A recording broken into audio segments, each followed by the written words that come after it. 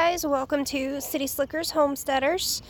So what I'm going to show you guys today, these are our collard greens. My husband cut a whole bunch of them last night, so I'm actually going to attempt to can them. This is the first year we've grown these, so I haven't canned these before. So I'm going to show you each little process that I go through to can them. And so I'm going to go ahead and pause this, and then when I get back inside I'll show you the cookbook that I'm using and what the recipe is. Be right back. Okay guys, so I'm back inside. So this is one of the canning books that I have. It's probably one of my favorites. As you can see, my dog's there in the background. That's little teddy bear and Spirit. They're my helpers. At least I think they are. So this is where I have my recipe for canning collard greens. Let me get opened up here. So it's listed under leafy greens, but that does include collard greens. And the preparation is basically just washing it several times and then blanching it for 3 to 5 minutes, taking the big stems out, and then hot pack canning it for 70 minutes for a pint or 90 minutes for a quart. So I will start that process here. That's our little Persephone. Excuse me. I will start that process here in a few minutes, and I will pause this and bring it back then when I start cleaning. Okay guys, so this is the harvest we got from our collard greens. These are what my husband cut last night and then some from a few nights ago. So they're pretty good sized leaves. So what we're gonna do is I'm gonna actually take all this green off. I don't think I can do it one-handed, but take it all off the main stem, and then I'll put it in this bowl right here and wash them several times. So I will bring you guys back once I get that part done. Okay guys, so I did kind of want to just kind of give you a little bit better view of what I'm doing. So I already ripped off this side of the stem, and that's basically what you do to the point to where literally only the stem's left. And then what I'm doing is I'm going ahead and ripping them into small pieces, because you'll have to do that anyway after you blanch it. So it's kind of easier now versus when they're wilted and then they're just ready to go. That's my assumption. This is the first time I'm doing this, so I'm going to go with it and see if it works. So, but yeah, just basically ripping the green from the main stem just like this, and then I just rip it into smaller pieces. So once I get all this done and get ready to wash, I'll show you how much I have. Okay guys, so I got about half of these destemmed, I guess is what you would call it. So I've got them soaking in this water. Now since I've grown them in my own garden and we don't use any type of pesticides or anything, the only thing that we've used to like fertilize our garden is, since we have a rabbit, we use rabbit poop, and then we've used some fish emulsion, if I can talk this morning. Rosalind, quit. So I'm just gonna, wash these just to get some of the dirt off and everything like that. And then I've also got my pan filling up to get the boiling water started, so that way that can heat up while I finish the rest of these. So I'll bring you back here in a few. Okay guys, so while I wait on my water to come up to boil, I just wanted to show you, this is what all I got from my collards. There's still some here in the water, but I mean, as you can see, maybe, the water's really not that dirty since, we picked it from our own home. Stop, Rosalind. And so this is what I use a lot of times to blanch our stuff, because I won't have to like second guess myself if I'm putting too much in, because you don't want to you just want to do small batches at a time. So that way like all of them can get cooked at the same rate, and you don't have to worry about like the stuff in the middle not getting cooked as well when you're blanching like that. So I do have all this set up. I've got my jars, don't mind my messy kitchen, and then I've got my pot starting to boil. Once it gets to a full rapid boil, I'll start putting in the green basket, and then once they're started wilting, it says about 3 to 5 minutes, I'll put them in here. It actually doesn't call for putting them in ice water like most blanching recipes. It just says just to put them straight in the jars with some boiling water. So once I get those in, I'll show you what they'll look like then when they are boiled and they look wilted, so you can kind of see the difference. So one thing I forgot to point out is with greens, they have to be pressure canned. So when I store it, I put my lid upside down because it just fits better, and then I don't have to worry about my pressure gauge or anything. But because they are not acidic, they have to be pressure canned. So like a lot of vegetables, meat, stuff like that, they all have to be pressure canned. Now, things like fruits and jams and jellies and pickles and stuff like that, those can be water bath canned. But with anything that's not very acidic, they have to be pressure canned because you don't want to cause any illness to your family or anything like that. So I will kind of go over the general basis of pressure canning. I've only been doing it for probably about a year, so I'm not going to say I'm an expert or a master or anything like that. So I'll just kind of give you the basic tips of it. Maybe later down the road I might do like an actual like canning video or something, like a how-to, but not doing that right now. So once the water kind of starts getting to a rapid boil, we'll go from there. So I'll pause you guys right now. Okay guys, so we got a pretty good boil going there. So I'm going to take this,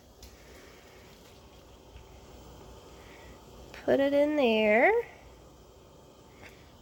get some of those pushed in there, and then wait till it gets back up to a boil, and that's when I'll start the timer for probably about 3 or 4 minutes, and then just keep an eye on it to see when they start looking wilted, and I think they'll change like into a darker color too. So I'll bring you back when I get that done.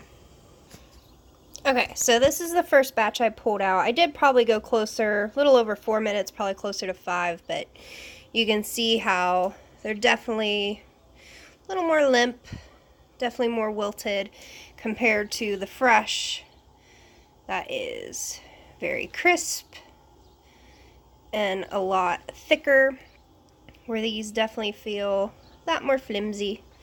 So I've got my next one in right now, and that's back up. So I set it at 4, and then I kind of go like a little bit longer. So I'm going to finish up these batches and then get my canner heated up, and I'll show you when I start jarring them. I'll be right back.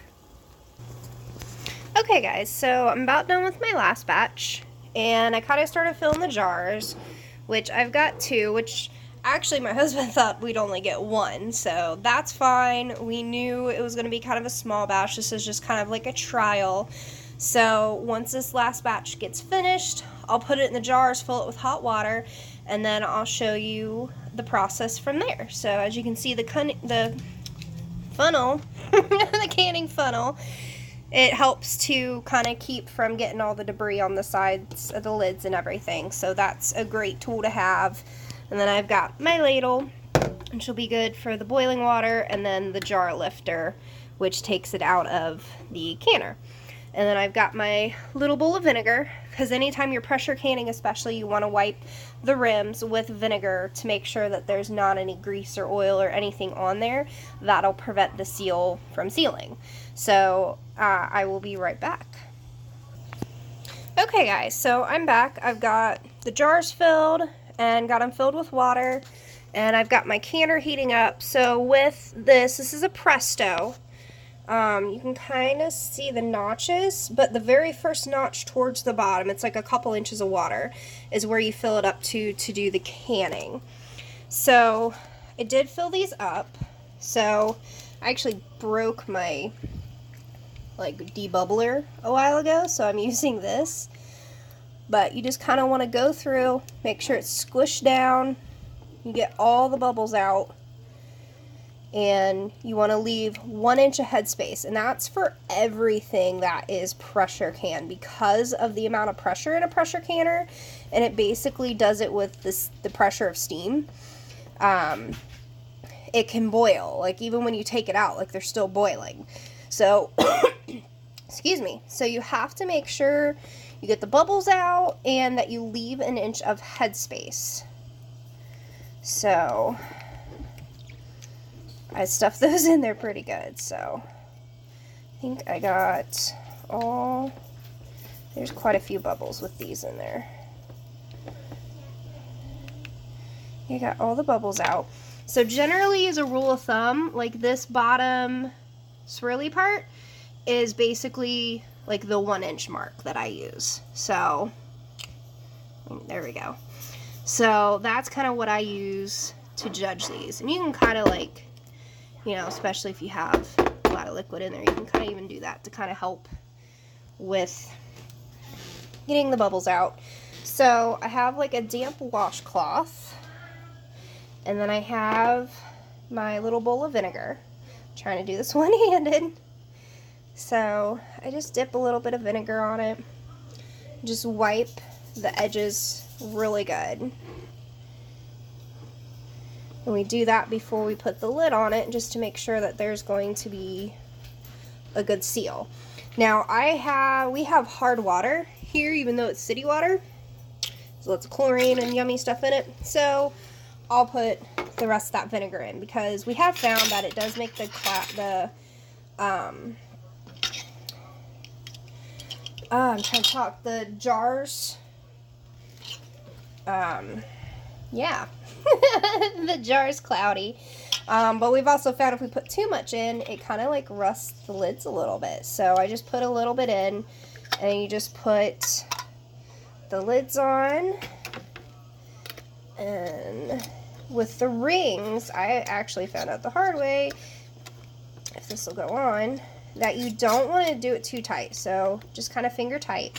Because the first year I started canning, we did tomatoes, and my husband and I both were like, oh, we need to make sure that they're on so they don't boil over, blah, blah, blah, because we were water bath canning them, because that was before we got doing pressure canning. And the lids were on so tight that the circle top part actually like buckled. So I don't have an extra lid to show you an example, but like it was like buckled up in like the center of the lid instead of it being just flat, and then, you know, when it seals, the center will go down, but like it was actually buckled, and none of them sealed that were buckled like that. So we found out the hard way that you cannot tighten that ring too tight. So got those in. Yeah, it's only 2, but you know, it's just an experiment. So now I've got 2 can these in the pressure canner, and with my altitude, because we're basically at sea level, I do it at 10 pounds, and for pints it's 70 minutes. So I will come back when we get that done. Okay, well, I did want to show you, I did put the lid on. There's so many safety features with these new pressure canners now, it's crazy. So, you know, you always heard of so-and-so's grandmother, it exploded on them, blah, blah, blah. Nowadays, you don't have to worry about that with these new ones. So what I'm doing is I'm getting it built up to pressure. So once the steam starts coming out of that little blowhole for a solid 10 minutes, that's when I put this little weight on it.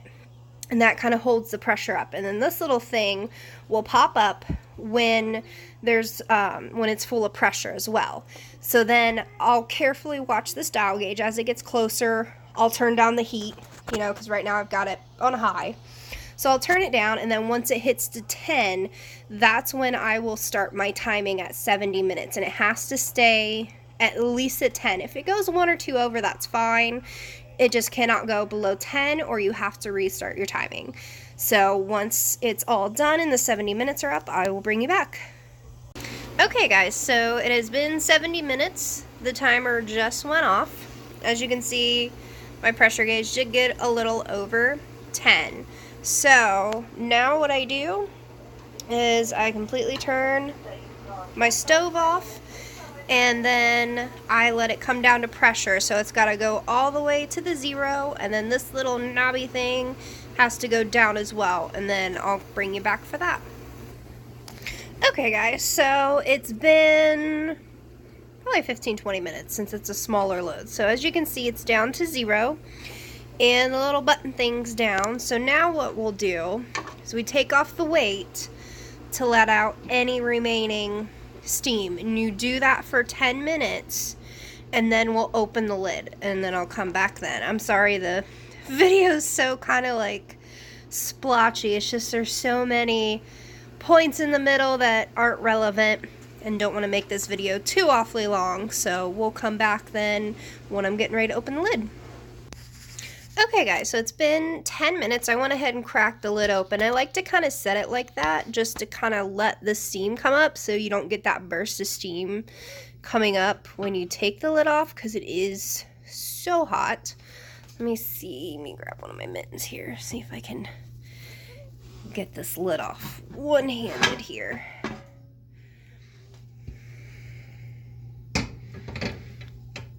Okay. So as you can see, they are still boiling. Oop, and fogging up my lens. Okay, let me get my jar lifter out here and my towel. I always like to lay them on a towel just so like if there's a distinct difference in counter temperature, it won't affect the jars as much. Okay, so those are out. Look how pretty those look. Look how they're bubbling. So unlike water bath canning, these will take a little bit before they actually start doing the pinging in the ceiling and all that kind of stuff, because they're still boiling, where with water bath canning they're not as hot. So these will take a little bit. So, but look how pretty they look. I wouldn't be surprised if my husband opens one of these when he gets home today from work. So, I hope you guys enjoyed this. If you have any questions, please comment down below. If you have, you know, just any general questions or would like to see me can something, if it's something that I have or can do, oh, there it dinged. I'll definitely give it a whirl. So let me know what you guys think. Don't forget to like and subscribe. Thanks, guys. Have a good day. Blessed be.